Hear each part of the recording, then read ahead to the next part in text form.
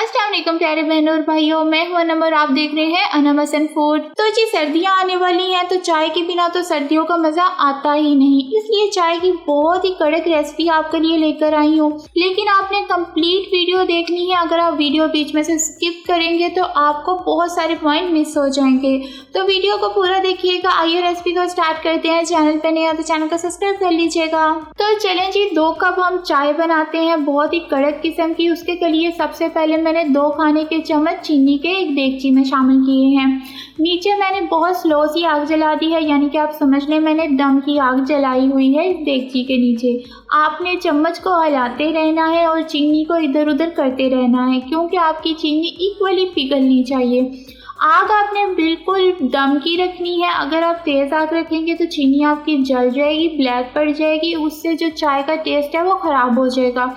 अक्सर लड़कियां गलती ही यही करती हैं, जल्दी के चक्कर में आग को तेज़ कर देती हैं। जो चीनी का कलर होता है वो ब्लैक पड़ जाता है और चीनी भी ब्लैक पड़ जाती है, जिसकी वजह से आपका चाय का फ्लेवर अच्छा नहीं आता है और जिसकी वजह से आपकी चाय काली भी पड़ सकती है। तो इस तरह से मैंने आराम से बहुत स्लोली मैंने चीनी को पिघलाया है और इससे टेस्ट बहुत ही बेहतरीन आता है। आपने आजमाना है, थोड़ी देर लग जाती है लेकिन कोई बात नहीं यार, मज़ेदार सी चाय भी तो मिलती है ना, वो भी तो आप सोचें। इस तरह से मैंने प्यार मोहब्बत से चीनी को पिघला लिया है और इस तरह से चीनी को तकलीफ़ नहीं होगी और आपको पीने में भी मज़ा आएगा। 2 यहाँ पर कप में फुल फैट दूध के शामिल करूँगी।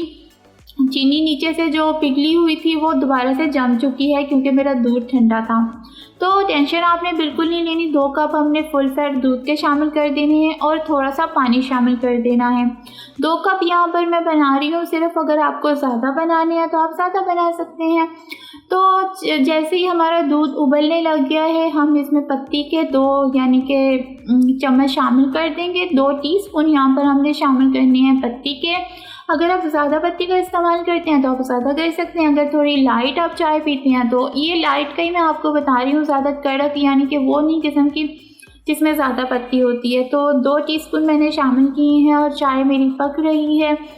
और इसका जो फ्लेवर आता है ना, जैसे हमने इस तरह चीनी को पिघलाया है तो इसमें बहुत स्ट्रॉन्ग सा फ्लेवर आता है। फिर भी अगर आपको बहुत ज़्यादा खुशबूदार चाय बनानी है तो आप इसमें इलायची के चंद दाने अंदर से निकाल के ना, सब्ज़ इलायची के बीज निकाल के 1-2 वो भी शामिल कर सकते हैं। आपको फ्लेवर इसमें और जो खुशबू है वो बहुत अच्छी आएगी। चाय मेरी पक चुकी है माशाल्लाह से और अब मैं इसे कपों में निकालूंगी और बहुत मज़ेदार बनती है। आपने ज़रूर ट्राई करना है। कलर से भी आपको पता लग रहा होगा ये कितनी बेहतरीन बनी है। तो मेहमानों को ज़रूर पिलाइएगा और ख़ुद भी एंजॉय कीजिएगा और मुझे ज़रूर बताइएगा आपको किस तरह की लगी है। तो मैं तो एंजॉय करने जा रही हूँ। अपनी चाय को आपको करना है चैनल को सब्सक्राइब और वीडियो को लाइक।